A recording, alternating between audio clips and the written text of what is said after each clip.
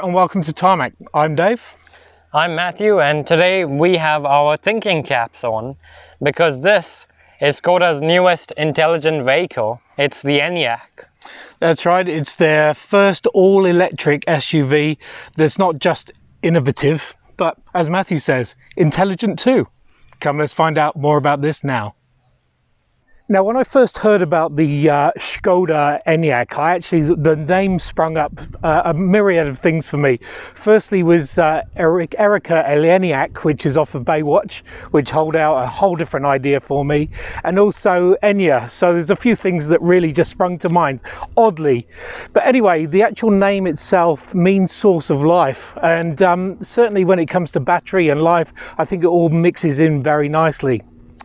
This is basically Skoda's first all-electric SUV, and locally they're bringing out three models. So you've got the SUV in two segments. One is the normal SUV and the other one is the Max, which is what we've got. And there's also a coupe style. So there's two different styles, three different models.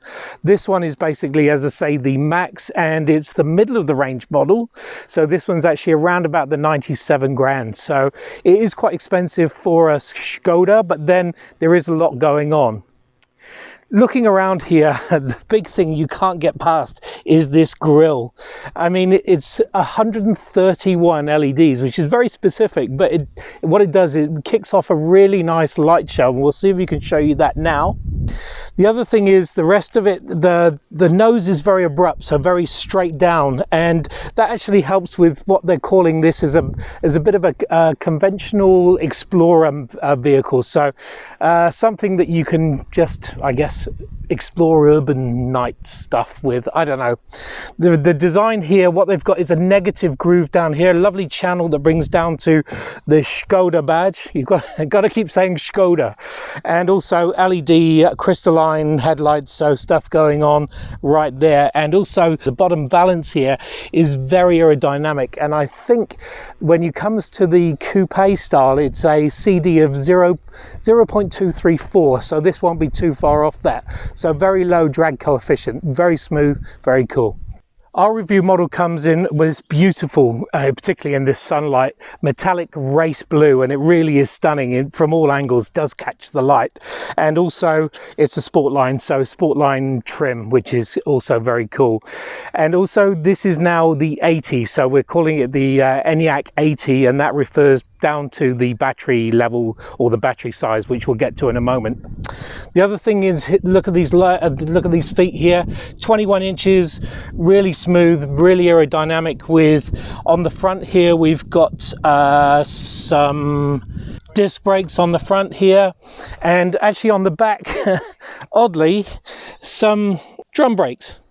How strange. Haven't seen drum brakes for a while, especially on what should be a very, very modern car. But anyway, the other thing is, look at this really steeply sloping A-pillar. You've got to watch this on the way in, otherwise you'll end up with bruising along here. Or I do, could just be me. And bolly-coloured sills, which is really cool, that actually make sure that you don't get any dirt on the inside when you're getting into the car. So once you've got round to the back of this 4.65 metre long SUV, you get to the tailgate here. And what you've got is a lovely roofline spoiler. You've got LED tail lights that are in this crystalline design and 3D-ish, which is very cool. Your IV badge, making sure that it's an intelligent vehicle. Your 80 that, as I say, goes to the battery, which we'll get to a moment. The Skoda writing across the back, because you need to know it's a Skoda, which is cool. And also your Enyaq, not to be confused with your Enyaq. But anyway, it does have a kicker tailgate, which opens up to around about 550 litres of boot space, and also it's got the coolness of easy access from there. You've got your gates as your nets and stuff like that from all around here to make sure nothing flaps around. And also, for those that are looking for your scraper, it's up here rather than in the flap. And actually, let's go to that flap. Now I keep going on about the 80 and this being the 80 model and that referring back to the battery pack underneath here, but it's actually an 82 kilowatt hour battery that is actually a usable of 77 kilowatt hours, and that gives you a range of 535, well actually 532 kilometers of range, which is obviously make sure there's no range anxiety whatsoever. The other thing is in terms of charging, when it's on 135 DC or 135 watt DC, it actually gets from 0 to 80% in around about half an hour. So you can actually get on the move really quickly as well. So plenty of going on here, but there should be plenty of going on under the bonnet. So let's look there. Actually, here's where I'm a little bit confused, because I was expecting this on paper is basically a rear mounted or rear wheel drive vehicle, and I was expecting there to be a sort of frunk under here, but there seems to be what looks like a motor. Anyway, confused. Is actually write your comments as to what this really is, and you can tell me what it is. We'd great. Either way, the motor itself is a 150 kilowatt motor and 310 newton meters of torque, so plenty of oomph. However, 0 to 100 is around about 8.6 seconds, so not massively fast, but you know, I'm sure there's room when it gets into the RS or the VRS, depending on which country you're talking about. Anyway, speaking of things that I can beat in a road race or running race, Matthew's inside and he'll show you what's going on in there. Right, so I don't know about running races, we'll have to probably put that to the test at some point, but I can certainly say that this interior has got some racy elements to it. Of course, this is the Sportline model, so you would expect to see a little bit more dynamic stuff going on in here, and there is. So the seats, firstly, the really key indicator of that Sportline badge, they are sports seats, so nicely bolstered, and the material is pretty interesting because it's like a leather combined with what Skoda calls suede, which looks like suede to me, but yeah, I guess different in some way. Feels good anyway, and it's heated for both driver and passenger up front, and on the plus side, both the side passengers and the rear also get heated seats, so very convenient from there. This is of course the Sportline 80 Max model, so you do get some more luxury trimmings if you like than you would on the standard Sportline model. So the other major thing here, or rather not in here, above me, is the dual panoramic sunroof, and the operations for that are quite interesting actually, because they are over here, but they're sort of touch capacitive movement buttons as opposed to actual buttons, so it feels quite interesting, almost airplane like, where you just sort of do a little swish of the hand there and the heavens open up to you. Coming back down to earth, or back down to this interior, well, the materials used generally are quite good. There's a lot of soft stuff going on there, some more soft material up there, and then you've got this sort of faux carbon fiber trim here, as well as a little shiny bit of trim there, and then some scratchy plastics below. Even the door cards, similar story there, with soft up top, and then you get some sort of leatherette material, and then a bit of scratchy plastics down the bottom. While on the subject of the doors, you will notice that there is a Canton badging on it, and that's because the Max model has a 12-speaker Canton audio system, which sounds really good when you turn it up from that infotainment screen. Now, because this is a Skoda, practicality is obviously top of mind with both the designers and of course the drivers. So you've got very generous sized door bins, which are also lined in soft material, so your keys and things don't jiggle about there. You've got plenty of nooks and crannies all around, especially in the middle here. You've got space wireless charging for your phone, 2 cup holders there. You've got another sort of bit of a bin here. And then if you open up this central armrest, there's actually a couple of different levels of things that you can pull out inside. So I've got like a tray there, and then further down there is actually a removable bin as well to hide away all of your rubbish. So they really have thought about the layout of this interior. And there's more of this intelligent, practical stuff in the back as well, which I'll get to in a moment. But before we go there, let's take a look at the infotainment screen. Now, the infotainment screen here is nicely propped up there, and as you just saw, whenever you bring your hand close to it, these sort of text options do get highlighted there, which is quite a cool feature There you go. That it has that motion sensitivity. The touch capacitive stuff, well, they've reduced that down to just the on-off button there, and this slider here controls the volume. So obviously up to go volume up, and then down to go volume down.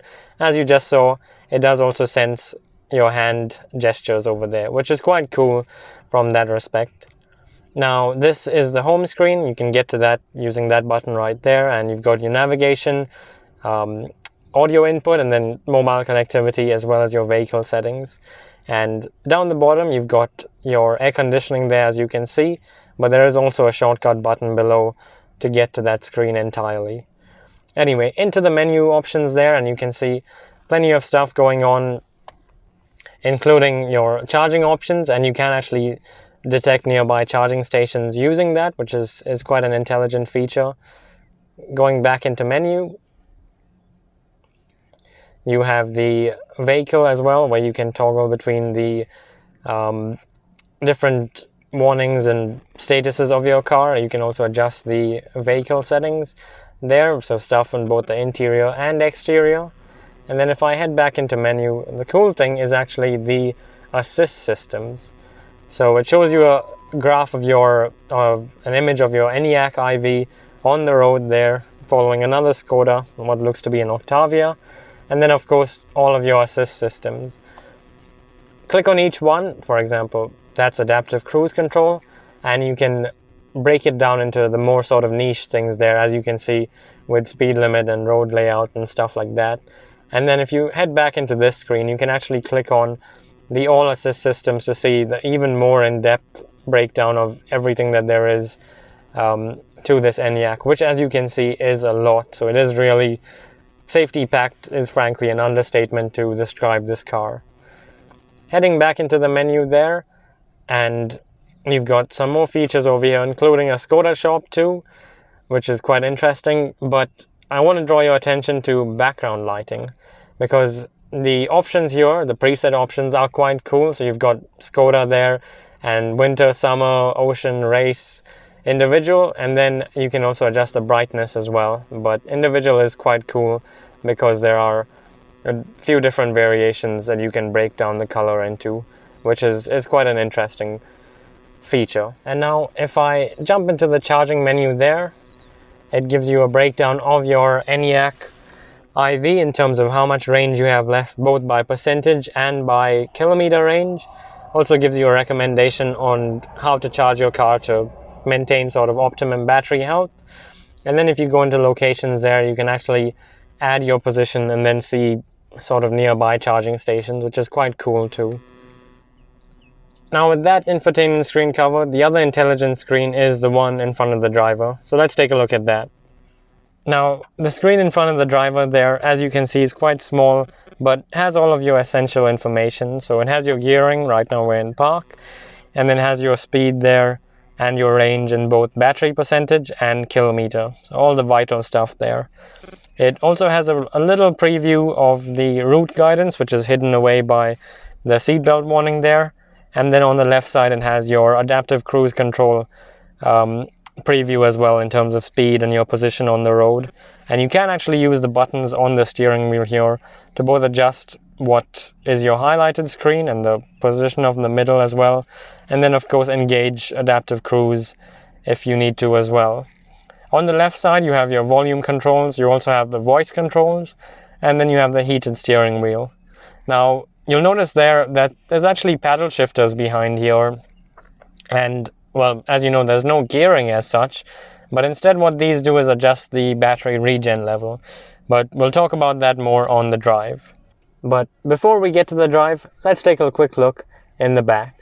Right, now I did mention the back has plenty more practical, intelligent things, and as you can see behind me, one of those things is already propped up, and that's the sunshades that both of these rear doors get.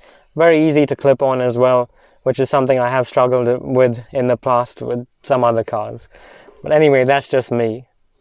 On the interior here, you do also get heated seats for both passengers on either side, as I mentioned earlier.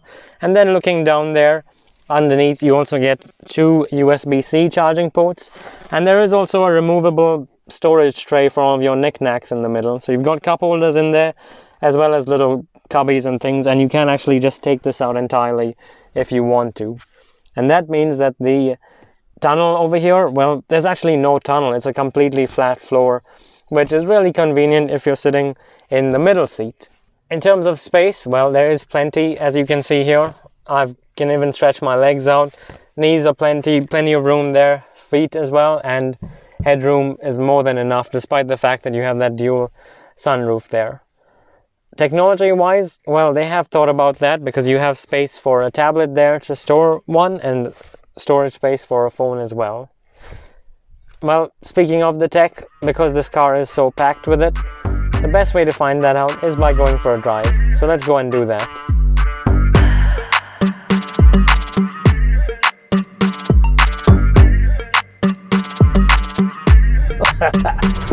There you go.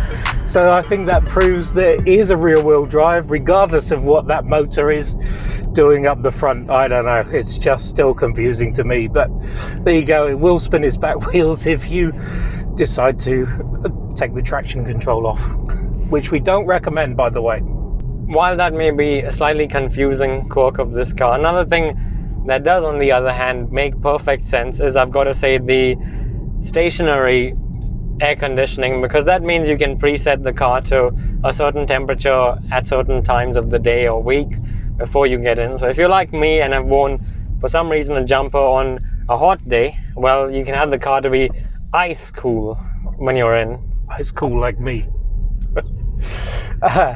Look, I think I was being a bit cruel to this vehicle when I said that I could outrace it in a running race, because the torque is really, well, the 310 Newton meters of torque is actually quite instant, so it feels pretty good. It does push you back in your seat, which is what you want and what you expect in an EV, and it feels very competent. So for the chassis itself is the MEB, which has basically been developed especially for electric vehicles, and it just seems to be very well balanced. So even though we can't work out where the motor is, it still feels very balanced. Absolutely right. And as you know, it is an EV, so that battery pack all along the floor helps with that, and it also helps with the driving position, I feel, because you do feel like you're, even though the car doesn't look like it is that high up, you do certainly sit higher up. And the other benefit is the flat floor at the back. Visibility all round is good. Really huge front windscreen, sides are good. The back is slightly compromised, but it's still pretty good. So you're not going to have difficulty looking around town or where it goes from there. I'm really impressed with it, and also you've got all the safety stuff you can think of. So ADAS coming from every angle, so you really will make sure that you've got the right beeps at the right time. The other really interesting thing is the driver monitoring system as well, because while you're sitting in the driver's seat, ahead of you there's like a black bar full of sensors and things to monitor all your different facial bits and pieces, so it can tell if you need time for a break or a coffee perhaps. Yeah, I always need a coffee, but yeah, it nags you like your wife will, or no, better than your wife will actually, because it has something to say that's right. It's going to get me in trouble. In terms of cornering, really nice. Sits. It is quite, or feels like quite a heavy vehicle, so you can't throw it into corners, but for those that are not trying to exceed or beat physics, you will actually be okay. And the steering just feels nice and weighted, even though it's, you know, obviously slightly disconnected. It doesn't feel that disconnected. I'm impressed with it actually. The feel is generally very good, and that having a flat bottom steering wheel and that Sportline badging on the bottom helps with that, I think, dynamic driving demeanor, if you like. We love dynamic driving demeanors, whatever that is. The triple Ds.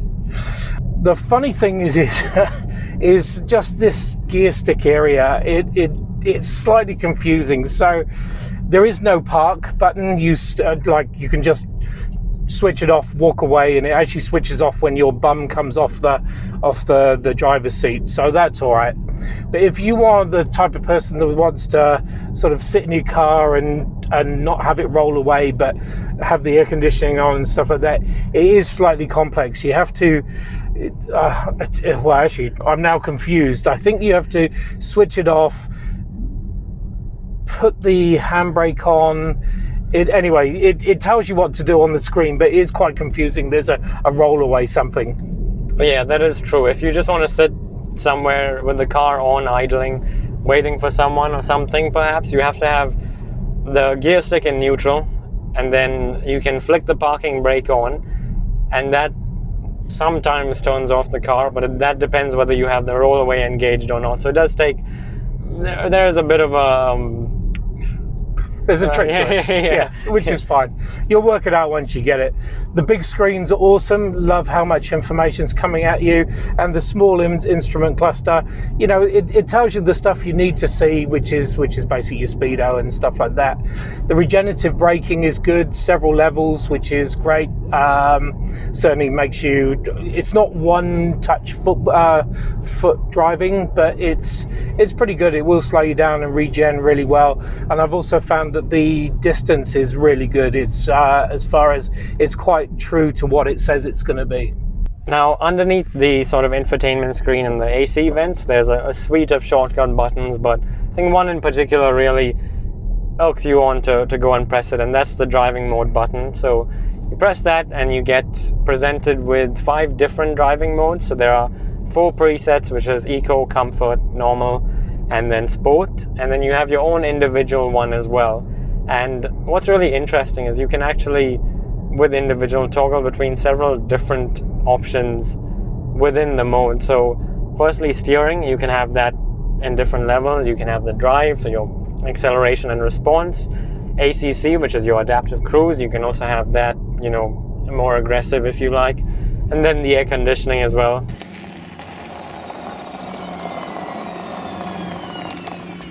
So there you have it, the new Skoda Enyaq.